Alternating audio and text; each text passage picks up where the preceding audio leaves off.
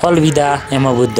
जन्म र मृत्यु भनेको त प्रकृतिको नियम नै हो। जन्मेपछि मान्छे एक दिन अवश्य मर्नुपर्छ। जित्नु भन्दा ठुलो कुरो हिम्मत नहार्नु हो। सधैँ अरूलाई हिम्मत नहार्नु भन्ने मान्छे आखिर किन आफै हिम्मत हारे त? चर्चित गायक तथा र्यापर यमबुद्ध अनिल अधिकारीको निधन भएको छ। यमबुद्धको उत्तर लन्डन स्थित आफ्नै निवासको शौचालयमा शव भेटिएको परिवारका सदस्यले जनाएका छन्। बीबीसीका लन्डन संवाददाता भगीरथ योगीका अनुसार युवा गायक अधिकारीले उत्तर लन्डन स्थित आफ्नै निवासमा आत्महत्या गरेको परिवारका सदस्यले पुष्टि गरेका छन्। साथी आमा लगायतका गीतबाट चर्चामा आएका यमबुद्धको वास्तविक नाम अनिल अधिकारी रहेको थियो। मोरङमा जन्मिएको यमबुद्ध केही समय अघिदेखि उनी पत्नीसँग लन्डनमा बस्दै आएका थिए। पहिले उनको मृतक शरीर लन्डनको नर्थविक पार्क अस्पतालमा राखिएको छ। 29 वर्षीय अधिकारीको शव शनिबार बिहान 3 बजेतिर शौचालयमा भेटिएको हो। आत्महत्याको कारण खुल्न सकेको छैन।